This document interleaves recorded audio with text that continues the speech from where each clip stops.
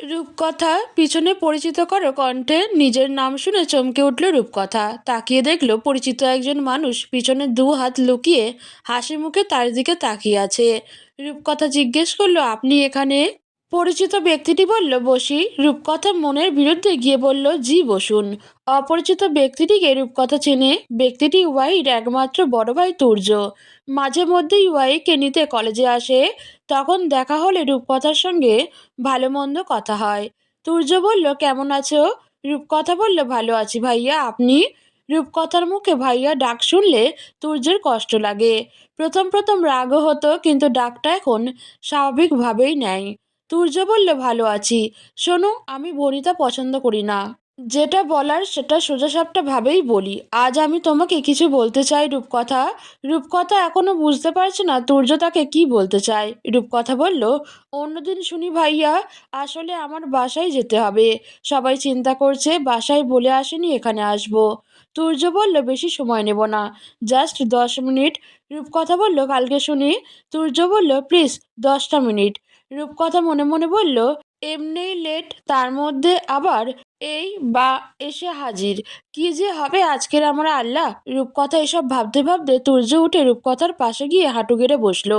পিছন থেকে টকটকে লাল গোলাপের তোড়াটা রূপকথার দিকে বাড়িয়ে দিয়ে বলল, প্রিয় সুস্নিগ্ধা, প্রেম কাকে বলে আমি জানি না, কখনো প্রেম করিনি, তাই না জানাটাই স্বাভাবিক। কিন্তু আমার মনে হচ্ছে আমি এবার প্রেমে পড়েছি। একজোড়া হরিণী চোখের মালিকের প্রেমে। এর শেষ কোথায় আমি জানি না, তবুও আমি প্রেম নিবেদন করতে চাই। আমার প্রিয় কবি হুমায়ুন আহমেদ বলেছেন, যাকে ভালোবাসো তাকে বলে দাও, আফসোস আক্ষেপ নিয়ে দুনিয়া ছাড়তে নেই। এই উক্তিটা মাথায় রেখেই আজ তোমার দুয়ারে প্রেম নিবেদন করতে আসা। আশা করছি তুমি আমার ফিরিয়ে দেবে না। বলো, একটু ভালোবাসা দেবে তো রূপকথা? তুর্যের পুরো কথাটা শুনে রূপকথার মাথা ঘুরছে। অনেক কষ্টে উঠে তুর্যের সামনে দাঁড়ালো। এসব কি হচ্ছে তার সঙ্গে? এমনটা তো সে স্বপ্নেও ভাবতে পারে না। তার থেকেও বড় কথা, সে বিবাহিত। আর এসব শুনলে উৎসই বা কী রিয়াকশন দেবে? নিশ্চয়ই তাকে জীবন্ত কবর দিয়ে দেবে। রেস্টুরেন্টের সবাই তাদের দিকে তাকিয়ে আছে। অন্যদিকে রেস্টুরেন্টের দরজায় একজন রাগ হাতে মুষ্টিবদ্ধ করে দাঁড়িয়ে আছে। তুর্যের পুরো কথাটা সে শুনেছে। রূপকথার উঠে তুর্যের সামনে গিয়ে দাঁড়ানোটা সে দেখছে। এখন তার কি করা উচিত? এখান থেকে নীরবে চলে যাওয়া, নাকি হাততালি দিয়ে দুজনকে কংগ্রাচুলেশন জানানো উচিত? এসব ভাবতে ভাবতে মানুষটা এক দু পা করে পিছিয়ে গেল। আর দেখার ধৈর্য বা ইচ্ছে কোনোটাই নেই তার। রূপকথাকে চুপ করে থাকতে দেখে তুর্য বলল, কি হলো বলো, একটু ভালোবাসা দেবে তো? রূপকথার গলা দিয়ে আওয়াজ বের হচ্ছে না। বারবার উৎসর মুখটা চোখের সামনে ভাসছে। মনে হচ্ছে তুর্য তাকে প্রপোজ করেনি, অপমান করেছে। সেই অপমান থেকেই রূপকথার চোখে পানি। ভীষণ কান্না আসছে তার। এর মধ্যে ওয়াহি আর ইতো দুজন এসে রূপকথার দুই পাশে দাঁড়ালো। ওয়াহি বলল, কিছু বলো রূপকথা, ভাইয়া অপেক্ষা করছে তো। ওয়াহির গলা শুনে মুহূর্তেই রূপকথার মাথায় রাগ চড়ে গেল। পিছনে ফিরে সজোরে ওয়াহির গালে একটা চড় বসিয়ে দিল।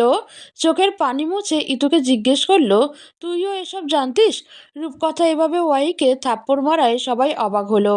ওয়াহিও গালে হাত দিয়ে রূপকথার দিকে অবাক চোখে তাকিয়ে আছে। আদরের বোনকে থাপ্পড় খেতে দেখে তুর্যর হাত থেকে গোলাপের তোড়াটা নিচে পড়ে গেল। রূপকথাকে বলল, কি করলে এটা? ওয়াহিকে মারলে কেন?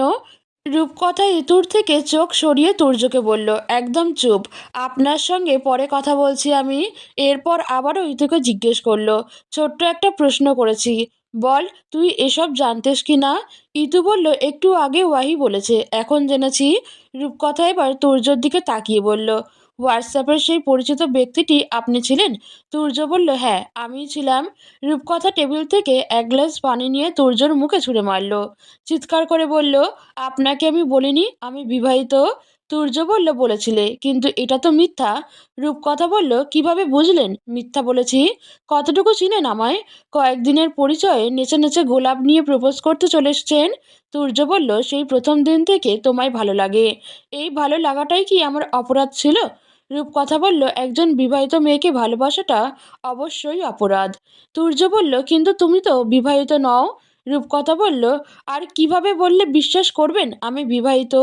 তুর্য কিছু বলছে না। রূপকথা পাশের চেয়ারে বসে কান্না করতে করতে বলল, কেন এভাবে অপমান করলেন আমায়? তুর্য বলল, কাউকে প্রেম নিবেদন করাটা অপরাধ, এ কথা আগে থেকে জানলেই কখনো করতাম না। রূপকথার কান্নার গতি বেড়ে গেছে দেখে ইতু এগিয়ে এসে তাকে জড়িয়ে ধরলো, বলল, কান্না করিস না, বাসায় চল। রূপকথা ওয়াহির দিকে তাকিয়ে বলল, তোর তো উচিত ছিল ব্যাপারটা আগে একবার আমাকে জানানো। কেন দুই ভাই বোন মিলে আমাকে এভাবে অপমান করলি? ওয়াই গালে হাত দিয়ে এখনো ওভাবেই দাঁড়িয়ে আছে। কি বলবে সে? বলার মতো তো কিছু নেই আর। ইতু তুর্যকে বলল, ভাইয়া ওয়াইকে নিয়ে বাসায় যান। তুর্য রূপকথাকে বলল, তুমি কাজটা ঠিক করনি, আমাকে অপমান করেছো, আমি মেনে নিয়েছি, কিন্তু আমার বোনের গায়ে হাত তুলে তুমি মস্ত বড় অন্যায় করলে। ওয়াহি টেবিল থেকে নিজের ব্যাগটা কাঁধে নিয়ে বলল, ভাইয়া বাসায় চল প্লিজ। তুর্য আর দাঁড়ালো না, বোনের হাত ধরে রেস্টুরেন্ট থেকে বেরিয়ে গেল। ইতু রূপকথাকে বলল, উঠ, বাসায় যেতে হবে, অনেক দেরি হয়ে গেছে। রূপকথা এখনও কান্না করছে। তার এত কষ্ট কেন লাগছে? কেন তার বুকটা ছিঁড়ে যাচ্ছে? কেন তার বারবার উৎসর কথা মনে পড়ছে? কেন বারবার উৎসর চেহারাটা চোখের সামনে ভেসে উঠেছে? ইতু নিজের আর রূপকথার ব্যাগ দুটোই দুই কাঁধে নিল, এরপর রূপকথার হাত ধরে রেস্টুরেন্ট থেকে বেরিয়ে আসলো। তুর্যের আনা টকটকে লাল গোলাপের তোড়াটা এখনো রেস্টুরেন্টের মেঝেতেই পড়ে আছে। রেস্টুরেন্টের মানুষগুলো এতক্ষণ ধরে নির্বাক দর্শক হয়ে সবটা দেখছিল। তুর্য, ওয়াহি, ইতু রূপকথা চলে যেতে এখন আবার সবাই নিজের খাওয়ায় মনোযোগ দিল। ইতু রূপকথাকে একটা রিকশায় তুলে দিল, বলল, বাসায় গিয়ে মেসেজ দিস। রূপকথা কোনো উত্তর দিল না। রিকশাওয়ালা রিকশা টান দিল। রূপকথার চোখের আড়াল হতেই ইতুও একটা রিকশা নিয়ে নিজের বাসার উদ্দেশ্যে রওনা দিল। রূপকথা রিকশায় থাকতে চোখ মুখ মুছে নিল। তারপরও চেহারা থেকে কান্নার ভাবটা যায়নি। ঠিক করলো রিকশা থেকে নেমে এক দৌড়ে রুমে গিয়ে দরজা লাগিয়ে দেবে। তারপর কেউ কিছু জিজ্ঞেস করলে বলবে মাথা ব্যথা করছে। কথা মতো রূপকথা রিকশা থেকে নেমে এক দৌড়ে রুমে চলে গেল। ভাগ্য ভালো যে আজকের বাসার দরজাটা খোলা ছিল। রূপকথা রুমে গিয়ে দরজা লাগিয়ে দিল। কাঁধের ব্যাগটা স্টাডি টেবিলে রেখে বিছানায় উপুর হয়ে শুয়ে বালিশে মুখ গুজে আবারও কান্না করতে লাগলো। এত কান্না কেন আসছে তার? ওয়াইকে মেরেছে তাই? রূপকথা। দরজার বাইরে আয়েশা বেগমের গলা শুনে রূপকথা উঠে বসলো, বলল, আমার মাথা ব্যথা করছে, একটু ঘুমাবো, আপনারা লাঞ্চ করে নিন, আমি উঠে করব। কথাটা আয়েশা বেগম খুব সহজেই বিশ্বাস করলো। অবিশ্বাস করার কোনো কারণ নেই। বাইরে থেকে এসেছে, মাথা ব্যথা হওয়াটাই স্বাভাবিক। তাই আর বিরক্ত না করে চলে গেল। রূপকথা উঠে শাওয়ার নিয়ে আবারও বিছানায় গিয়ে কমফোর্টার জড়িয়ে শুয়ে পড়ল। ওয়াশরুমের ঝর্ণার নিচে অনেকক্ষণ বসে থাকার ফলে এবার সত্যি সত্যি মাথা ব্যথা করছে তার। রূপকথা মাথা থেকে সব চিন্তা ঝেড়ে ফেলে ঘুমানোর চেষ্টা করলো এবং সে সফলও হলো। কিছুক্ষণের মধ্যে সে ঘুমের দেশে পাড়ি জমালো। অফিসের নিজের কেবিনের পাশের রেস্ট রুমটা পুরো তছনছ করে ফেলল উৎস। পুরো রুম লণ্ডভণ্ড করেও মানুষটা রাগ কমাতে পারছে না। রাগ যেন তিরতির করে আরও বেড়েই চলেছে।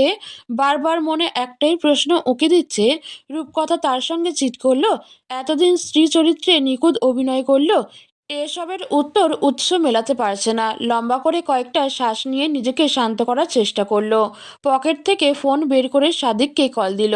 কল রিসিভ হতেই বলল, আমার রেস্ট রুমে আসো তো। উৎস ফোন কাটার কিছুক্ষণের মধ্যেই সাদিক রুমের দরজায় নক করলো। উৎস বলল, কাম। সাদিক রুমে এসে পুরো রুমটা একবার চোখ বুলিয়ে নিল। সাজানো গোছানো রুমটার বেহাল অবস্থা। বিছানার চাদর, বালিশ সব নিচে পড়ে আছে। পাশের টি টেবিলের উপর থাকা কাঁচের জগ, গ্লাসগুলো ভেঙে টুকরো টুকরো হয়ে টাইলসে ছড়িয়ে আছে। সাদিক সবটা দেখেও চুপচাপ দাঁড়িয়ে রইল। উৎস বলল, রুমটা ক্লিন করিয়ে যা যা নষ্ট হয়েছে সব আবার এনে ঠিক করে রাখো। সাদিক বলল, ওকে স্যার, বলে রুম থেকে বেরিয়ে গেল। রুমের অবস্থা দেখে সাদিক একটুও অবাক হয়নি, কারণ এই রুমে ঢোকার আগেই সে বুঝেছিল কিছু একটা ইমার্জেন্সি হয়েছে। ইমার্জেন্সি ছাড়া উৎস তাকে এমনি এমনি রেস্ট রুমে ডাকেনি। রুম লণ্ডভণ্ডের ঘটনা নতুন কিছু না। বরাবরই উৎসর যত রাগ অভিমান আছে সব এই রেস্টরুমের উপর দিয়েই যায়। বেচারা রেস্ট রুমটার জন্য মাঝে মধ্যে সাদিকের দুঃখ হয়। সন্ধ্যা 6টায় রূপকথার ঘুম থেকে উঠে ফ্রেশ হয়ে নিচে গেল। খিদের চোটে পেটে ইঁদুর দৌড়াদৌড়ি করছে। রূপকথা নিচে গিয়ে দেখে আয়েশা বেগম লিভিং রুমে বসে আছে, আর কেউ নেই। রূপকথা গিয়ে তার পাশে বসলো, জিজ্ঞেস করলো, মা এখানে একা একা কি করছেন? আয়েশা বলল, কিচ্ছু না, এমনিই বসে আছি। তোমার মাথা ব্যথা কমেছে মা? রূপকথা বলল, হ্যাঁ কমেছে। আয়েশা বেগম বলল, খিদে লাগেনি? রূপকথা বলল, লাগেনি আবার? খিদের চোটে ঘুম পর্যন্ত ভেঙে গেছে। আয়েশা বেগম বলল, যাও যাও কিছু খেয়ে নাও। রূপকথা জিজ্ঞেস করলো, নানু আর বাবা কোথায়? আয়েশা বেগম বলল, একজন মসজিদে আরেকজন রুমে। রূপকথা বলল, আচ্ছা সবাই আসুক, একসঙ্গে নাস্তা করব। আয়েশা বেগম বলল, তোমার না পেটে ইঁদুর দৌড়াদৌড়ি করছে? রূপকথা বলল, তা তো করছেই। আয়েশা বেগম বলল, তো আবার?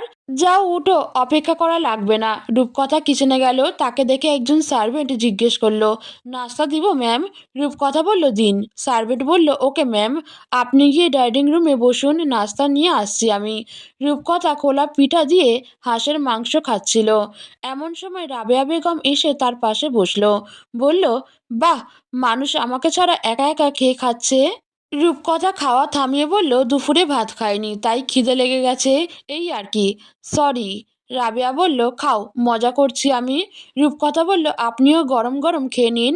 রাবেয়া বেগম জিজ্ঞেস করলো, উৎসর সঙ্গে কথা হয়েছে? ও কখন ফিরবে? রূপকথা বলল, কি জানি, কথা হয়নি আমার সঙ্গে। রাবেয়া বলল, কল দাওনি? ও সেই সকালে যে বেরুলো, এখনো আসেনি। রূপকথা বলল, কলেজ থেকে এসেই ঘুমিয়ে পড়েছিলাম, কল দেওয়ার মতো সময় পাইনি, এখন রুমে গিয়ে দিব। রাবেয়া বলল, আচ্ছা দিও, তাড়াতাড়ি বাসায় আসতে বলিও। এরপর দুজন অন্য গল্প জুড়ে দিল। কিছুক্ষণের মধ্যে তাদের সঙ্গে ফারুক সাহেব আর আয়েশা বেগমও যোগ দিল। রূপকথা রুমে এসে উৎসকে কল দিল। উৎসর ফোনে কল ঢুকছে না, ফোন বন্ধ বলছে। রূপকথার এবার চিন্তা হচ্ছে। রুম থেকে বের হয়ে আয়েশা বেগমের কাছে গিয়ে বলল, আপনার ছেলেকে কল দিলাম কিন্তু কল গেল না, তার ফোন সুইচ অফ বলল। আপনার সঙ্গে কথা হয়েছে ওনার? ছেলের ফোন বন্ধ শুনে আয়েশা বেগম চিন্তার পড়ে গেল। তবে তার রূপকথাকে বুঝতে না দিয়ে বলল, ফোন চার্জ নেই হয়তো, চিন্তা করো না, আমি সাদিককে কল করছি। রূপকথা বলল, আচ্ছা তাহলে এক্ষুনি করুন। আয়েশা বেগম রূপকথার সামনেই সাদিককে কল দিল। রিসিভ হতেই আয়েশা বেগম বলল, হ্যালো সাদিক। জি ম্যাম, আসসালামু আলাইকুম। ওয়ালাইকুম সালাম। উৎস কোথায়? স্যার তো অফিসেই আছে ম্যাম, নিজের কেবিনে। ওর ফোন বন্ধ কেন? চার্জ নেই হয়তো। বাসায় কখন আসবে? সেটা তো বলতে পারছি না ম্যাম, তবে আজকের অফিসে কাজের চাপ একটু বেশি, তাই হয়তো আসতে একটু লেট হতে পারে। আচ্ছা রাখছি। ওকে বলিও আমি কল দিয়েছি আর ফোনটা চার্জে দিয়ে দিতে বলো। সাদিক বলল, ওকে ম্যাম বলে কলটা কেটে দিল। এরপর নিজের কেবিন ছেড়ে উৎসর কেবিনের দিকে হাঁটা ধরল। সাদিক জানে উৎসর ফোনে ঠিকই চার্জ আছে, হয়তো ইচ্ছা করেই ফোনটা সুইচ অফ করে রেখেছে, তাই কেউ ফোনে পাচ্ছে না। সাদিক দুপুর থেকেই খেয়াল করছে আজকে স্যারের মাথা ভীষণ গরম আছে, কিন্তু কেন গরম সেটাই সাদিক বুঝতে পারছে না। সাদিক উৎসর কেবিনের দরজায় নক করে বলল, মে আই কামিন স্যার? উৎস বলল, ইয়েস কামিন।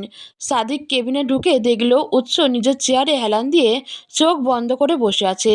উৎস জিজ্ঞেস করলো, কিছু বলবে সাদিক? সাদিক বলল, স্যার আপনার মা কল দিয়েছিলেন। উৎস আগের মতোই চোখ বন্ধ রেখে জিজ্ঞেস করলো, কি বলল? সাদিক বলল, জিজ্ঞেস করেছে আপনি বাসায় কখন যাবেন। উৎস জিজ্ঞেস করলো, তুমি কি বলেছ? সাদিক বলল, বলেছি জানি না, তবে আজকের অফিসে কাজের চাপ একটু বেশি, তাই হয়তো আসতে একটু লেটও হতে পারে। উৎস বলল, গুড।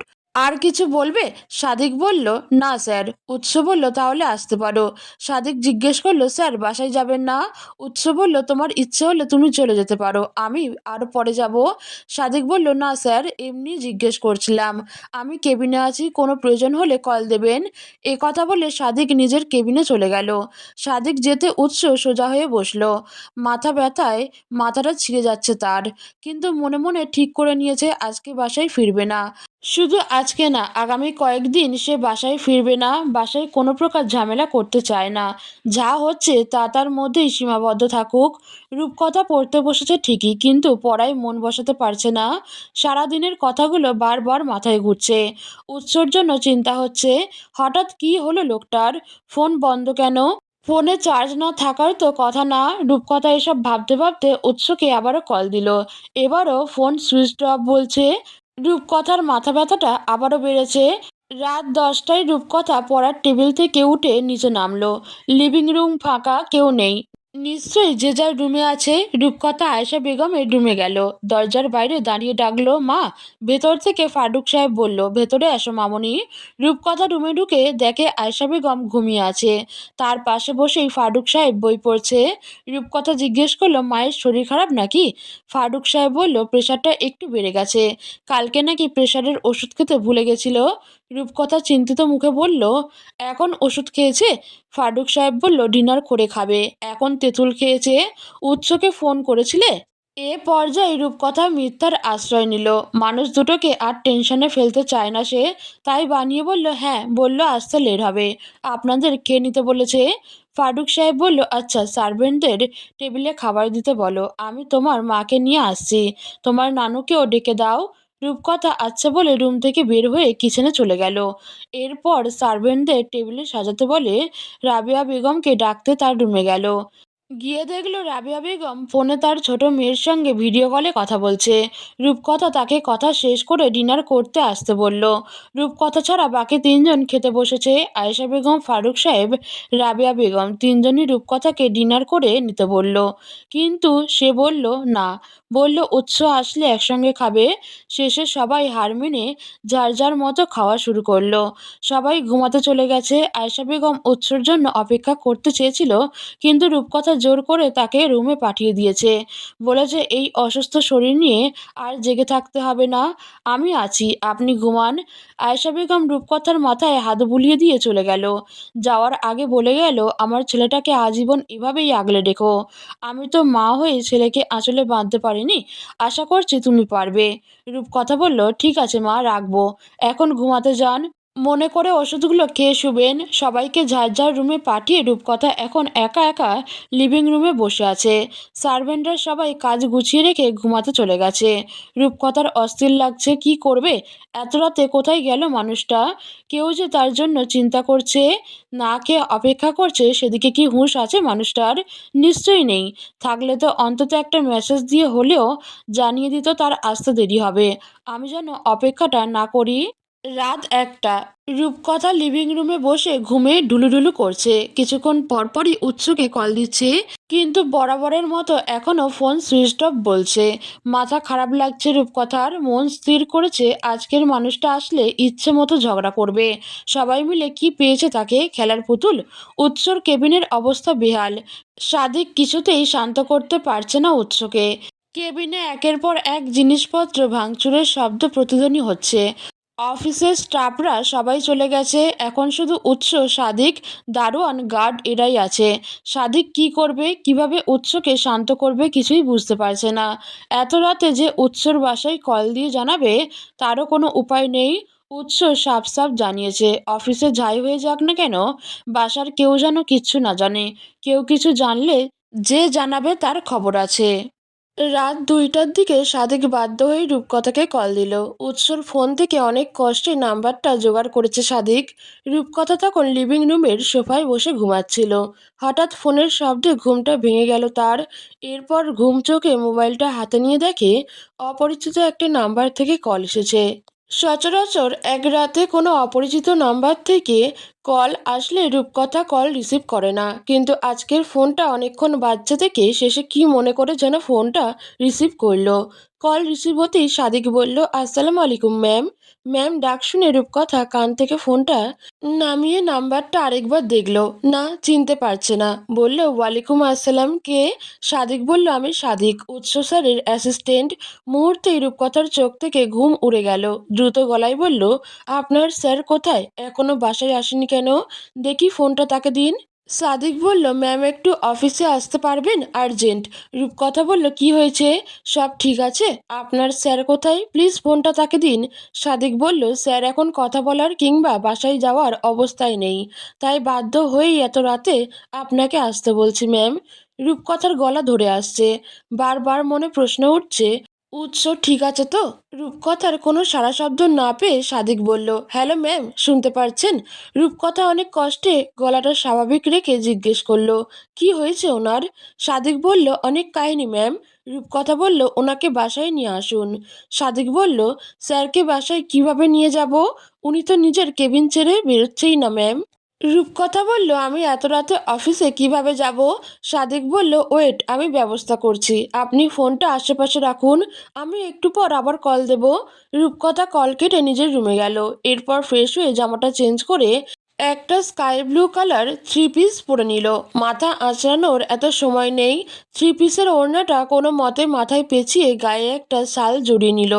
এত রাতে অফিসে যেতে রূপকথার মন সায় দিচ্ছে না, কিন্তু কিছু করার নেই। উৎসর কি হয়েছে জানতে হলে তাকে অফিসে যেতে হবে। রূপকথা একবার ভাবলো আয়েশা বেগম বা ফারুক সাহেবকে বলে যাবে, আবার পরক্ষণেই মনে মনে ঠিক করে নিল সবাই ঘুম থেকে ওঠার আগেই সে উৎসকে নিয়ে বাসায় চলে আসবে। এর মধ্যে আবারও সাদিকের কল আসলো।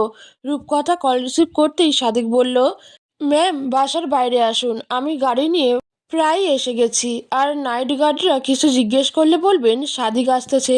রূপকথা এখনো বুঝতে পারছে না তার কি এত রাতে এভাবে বের হওয়াটা ঠিক হচ্ছে, পরে যদি কোনো সমস্যা হয়। এসব ভাবতে ভাবতে রূপকথা ফোনটা হাতে নিয়ে রুম থেকে বেরিয়ে গেল। আপাতত লিভিং রুমে গিয়ে বসবে, পরে সাদিক আসলে তখন বের হবে। এখন একা বের হওয়ার সাহস নেই তার। সাদিক গাড়ি নিয়ে বাসার বাইরে এসে রূপকথাকে কল দিল। কল রিসিভ হতেই রূপকথা জিজ্ঞেস করলো, বাসার বাইরে এসেছেন? সাদিক বলল, জি ম্যাম, আপনি বের হন। রূপকথা এক বুক সাহস নিয়ে বাসা থেকে বের হলো। তাকে দেখে নাইট গার্ডরা সবাই সালাম দিল। রূপকথাকে দেখে সাদিক গাড়ির পিছনের সিটের দরজা খুলে দিয়ে বলল, আসসালামু আলাইকুম ম্যাম। রূপকথা গাড়িতে বসে বলল, এবার বলুন আপনার স্যারের কি হয়েছে, কি সমস্যা তার? মাথায় এমন বিষ উঠে গেছে কেন? সাদিক সবে গাড়ি স্টার্ট দিয়েছিল। রূপকথার মুখ থেকে শেষের কথাটুকু শুনে চমকালো। এ কোন ভাষায় কথা বলল তার স্যারের বউ? রূপকথা বিরক্ত হয়ে বলল, কিচ্ছু জিজ্ঞেস করেছি আপনাকে? দুপুর থেকে উৎস যা যা করেছে সবটা রূপকথাকে খুলে বলল সাদিক। সবটা শুনে রূপকথার বুক কেঁপে উঠল। মনে ভয় এসে জমা হলো। শূন্য মস্তিষ্কে একটা প্রশ্ন উকি দিল, তবে কি উৎস সবটা জেনে গেছে? সাদিক আবারও বলল, এখন কি কাণ্ড করছে তা শুনলে তো আপনি হার্ট অ্যাটাক করবেন। রূপকথা জিজ্ঞেস করলো, কি করছে? সাদিক বলল, গেলেই দেখবেন। রূপকথা জিজ্ঞেস করলো, আচ্ছা, এটুকু বলুন এখন কোথায় আছে উনি, আপনি তাকে কোথায় রেখে এসেছেন? সাদিক কাচুমাচু করে বলল, ইয়ে মানে স্যারের কেবিনের বাইরে থেকে লক করে তাকে ভেতরে রেখে এসেছি, বাইরে গার্ডরা আছে, সমস্যা নেই। রূপকথা জিজ্ঞেস করলো, কি এমন হলো যে তাকে বেঁধে রাখতে হলো? সাদিক বলল, গেলেই বুঝতে পারবেন ম্যাম। রূপকথা আর কিছু বলল না। গাড়ির গ্লাস বন্ধ করে বাইরে তাকিয়ে রইল। মনে মনে ভয় হচ্ছে ভীষণ। তাকে অফিসে না দেখে আবার উৎস উল্টো রিয়াক্ট করে বসে। কিছুক্ষণ পর সাদিক গাড়ি থামিয়ে বলল, চলে এসেছি ম্যাম। রূপকথা গাড়ি থেকে নেমে সাদিককে জিজ্ঞেস করলো, আপনার স্যার কোন ফ্লোরে আছে? সাদিক বলল, থার্ড ফ্লোরে ম্যাম। রূপকথা বলল, চলুন। এরপর দুজন লিফটে উঠে থার্ড ফ্লোরে চলে গেল। থার্ড ফ্লোরে গিয়ে রূপকথা সাদিককে জিজ্ঞেস করলো, আপনার স্যারের কেবিন কোনটা? সাদিক হাতের ইশারায় দেখিয়ে দিল। রূপকথা দ্রুত পায়ে হেঁটে কেবিনের বাইরে গিয়ে দাঁড়ালো। ভেতর থেকে উৎসের গলা শোনা যাচ্ছে। রূপকথা চুপচাপ কিছুক্ষণ বাইরে দাঁড়িয়ে রইল। সে এখনো বুঝতে পারছে না ভেতরে তার জন্য কি তাণ্ডব অপেক্ষা করছে। সাদিক জিজ্ঞেস করলো, ম্যাম, আমি সহ যাব? রূপকথা বলল, না, আপনি বাইরে থাকুন, কোনো দরকার হলে আমি ডাকবো। রূপকথা দোয়া দরুদ পড়ে দরজা ঠেলে কেবিনে প্রবেশ করলো। সামনে চেয়ারে বসে টেবিলে দুই পা তুলে বসে থাকা মানুষকে দেখে রূপকথা অবাক চোখে তাকিয়ে রইল। মানুষটার শার্টের উপরের কিছু বোতাম খোলা, টাইটা গলায় একটুর জন্য ঝুলে আছে, গায়ের ব্লেজারটা নিচে পড়ে আছে, ইন করা শার্টটা এক পাশ দিয়ে উঠে আছে। কেবিন আর কেবিনের ভেতরে থাকা মানুষটার অবস্থা দেখে রূপকথা ভয়ে এক পা পিছিয়ে গেল। পুরো কেবিন জুড়ে কাচের টুকরোর সমাহার, ফাইলপত্র সব নিচে পড়ে আছে। রূপকথা ভয়ে ভয়ে কেবিনে ঢুকে দরজাটা লাগিয়ে দিল। দরজা লাগানোর শব্দ শুনে উৎস সামনে তাকাতেই দেখে রূপকথা তার দিকে এগিয়ে আসছে। উৎস হাত থেকে গ্লাসটা টেবিলে রেখে বারবার নিজের চোখ ডলছিল, কারণ তার বিশ্বাস হচ্ছে না এত রাতে রূপকথা এখানে এসেছে। উৎস বলল, তুমি? উৎসর টকটকে লাল ঘোলা চোখগুলো দেখে ভয়ে রূপকথা গলা দিয়ে আওয়াজ বেরোচ্ছে না, অনেক কষ্টে বলল, বাসায় যাননি কেন? উৎস গ্লাসে থাকা বাকি অর্ধেক পানীয় খেয়ে উঠে ঢুলু ঢুলু পায়ে দাঁড়ালো। এরপর রূপকথার দিকে এগিয়ে গেল। উৎসকে এগিয়ে আসতে দেখে রূপকথা কয়েক পা পিছিয়ে গেল। শেষে দেয়ালে গিয়ে ধাক্কা খেলো। উৎস রূপকথার একদম কাছে গিয়ে বলল, সে কৈফিয়ত আমি তোমাকে দেব কেন? তুমি কে? হু আর ইউ? উৎসর মুখ থেকে আসা তীব্র গন্ধে রূপকথার পেট গুলিয়ে উঠল। মুখে শাল চেপে বলল, আই অ্যাম ইয়োর ওয়াইফ। এই কথা শুনে উৎস কিছুক্ষণ হাসলো, এরপর পাশে একদলা থুতু ফেললো, বলল, আই ফা ইউ। রূপকথা বলল, গালি দিচ্ছেন কেন? উৎস বলল, গালি শোনার জন্যই তো এখানে এসেছো। এখন আমি গালি দিলেই দোষ? রূপকথা বলল, আপনি ঠিকভাবে দাঁড়াতে পারছেন না, প্লিজ বসে কথা বলুন। উৎস বলল, don't disturb me and get out. রূপকথা বলল, আপনি ড্রিঙ্ক করেছেন? উৎস বলল, না, আঙুর ফলের রস খেয়েছি। তার আগে বলো, তোমাকে কেন বলবো? রূপকথা মনে মনে বলল, কি আজব লোক, বলে দিয়ে বলছে তোমাকে বলবো কেন। রূপকথা উৎসকে বলল, বসে কথা বলি। উৎস রেগে দেয়ালে ঘুষি মেরে বলল, কি বা কথা বলবো? বলেছি না এখান থেকে চলে যেতে। দেয়ালে ঘুষির আওয়াজ শুনে রূপকথা ভয়ে চোখ বন্ধ করে নিল। উৎস বলল, তোমাকে এখানে কে নিয়ে এসেছে? যে নিয়ে এসেছে তার কপালে দুঃখ আছে। আমি মদ খেয়েছি ঠিকই, কিন্তু মাতাল হইনি। রূপকথা বলল, কি হয়েছে আপনার? এমন কেন করছেন? উৎস বলল, যা হওয়ার হয়েছে, তোমাকে বলবো কেন? রূপকথা বলল, কি হয়েছে না বললে বুঝবো কিভাবে? উৎস বলল, আমি তোমাকে বুঝতে বলেছি? রূপকথা বলল, আমাকেই তো বুঝতে হবে, যেভাবেই হোক আমাদের তো বিয়ে হয়েছে, আমি তো আপনার বউ, এটা অস্বীকার করতে পারবেন? উৎস বলল, কখনো তো অস্বীকার করতে চাইনি। রূপকথা বলল, তাহলে এভাবে কেন কথা বলছেন? জানেন, আমি না খেয়ে এখনো আপনার জন্য অপেক্ষা করছি। উৎস বলল, নাটকের মায়ের বাপ। রূপকথা বলল, এভাবে গালি দিচ্ছেন কেন? এর আগে তো কখনো গালি দিতে শুনিনি। উৎস বলল, এর আগে তো আমিও তোমাকে কোনো ছেলের সঙ্গে দেখিনি। রূপকথা অবাক হলো, জিজ্ঞেস করলো, মানে? উৎস বলল, মানে I fire you now, get out from my cabin. রূপকথা উৎসর কথা শুনে কিছুক্ষণ তার দিকে তাকিয়ে রইল, এরপর একটা দীর্ঘশ্বাস ফেলে উৎসর হাত ধরে তাকে চেয়ারে বসাতে চাইল। অন্যদিকে রূপকথা হাত ধরতেই এক ঝটকায় ছাড়িয়ে দিল উৎস। বলল, ডোন্ট টাচ মি। রূপকথা বলল, ওকে, আমি টাচ করব না, কিন্তু দেখুন আপনি ঠিকমতো দাঁড়াতে পারছেন না, কিভাবে ঢুলছেন। প্লিজ চেয়ারে গিয়ে বসুন।